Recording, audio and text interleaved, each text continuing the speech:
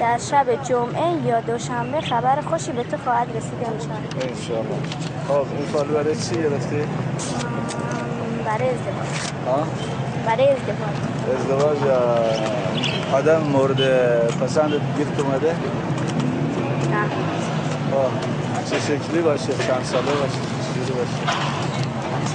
باشه چند ساله باشه. خب دیگه جوون باشه، خوشگل باشه، پولدار باشه. حالا اومدیم جوون و خوشگل و پولداری نباشه. مثلا یه مرد دیگه، یه مرد 60 ساله باشه یا 50 ساله باشه. پولدار باشه مثلا. En dag när jag filmar Habib tar han kontakt med en ung flicka. Han har tidigare berättat för mig att han har haft en sire, en extra hustru som en man kan gifta sig med mot betalning.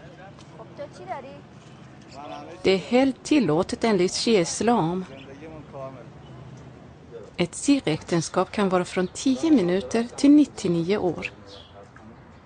Nu förstår jag att Habib är på väg till en mulla för att ingå sire med den 17-åriga flickan Leila.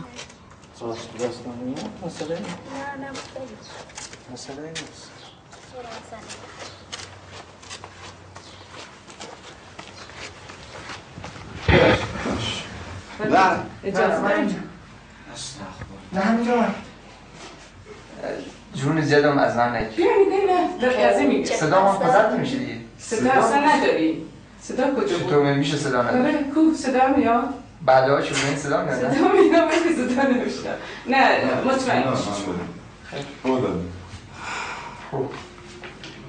حالا این سوم میمونه. او یکی هم دیگه چیز دیگه نمونده. 2 روز دیگه مونده موسیقیش. او دیگه تمام. او 1 سال و 6 ماه سیغه مونده. معلم بود او. فراوون اینا دختر فرار زیاد است. حالا دیگه چون خودی هستیم دیگه. یا آمار گرفتن 4000 دختر فراری تو شیراز اومد. 4000 تا آمار کمی نیستم. به الا مواردهای زیاد. یعنی تو هر کوچه من بخوام برم ماشم زیر پام باشه تا 10 تا. تو هر کوچه باشه من بلند میکنم. بله. چقدر میخوای موقت هم باشه؟ 2 ماه. من برای 2 ماه نمیکنم. نمی‌کنی؟ من 6 ماه کمتر نمیکنم. خب 6 ماه. خوب آقا؟ بله. 6 ماه راضی؟ بله. یا میخوایم کمتر باشه؟ بله خوب. نه نظر خودت چی؟ خوبه دیگه. هر توی خودت میگی تصمیم میگی. توی 6 ماه چی میخوای تعیین میکنی؟ نمیخوای طلا میخوای پول میخوای 200 تومان. همین دیگه مشکلی دیگه نداری. بسم الله الرحمن الرحیم و به نستعین الحمد لله رب العالمین الصلاة Mullan frågar tydligen inte sig själv varför en 65-årig man gifter sig med en 17-årig flicka. Han är mest bekymrad över om hon har ärliga avsikter och inte försöker lura Habib. När den islamska regimen kom till makten sänkte de giftasålder till 9 år. Det gäller även för Sigre. اللهم صل على محمد و آل محمد.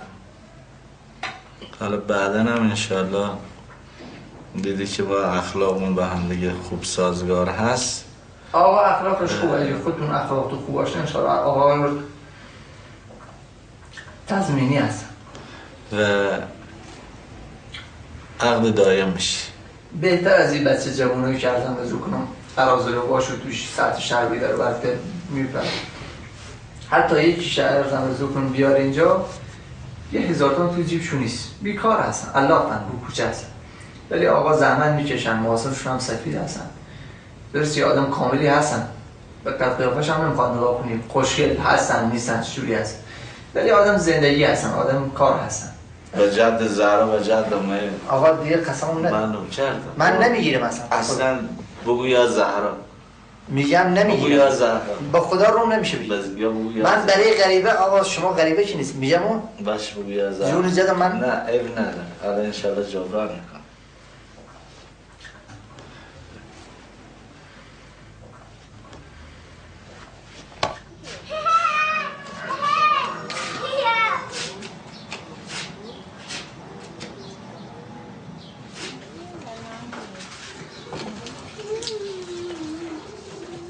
Jag upptäcker att Sirre är mycket vanligare i dagens Iran än vad jag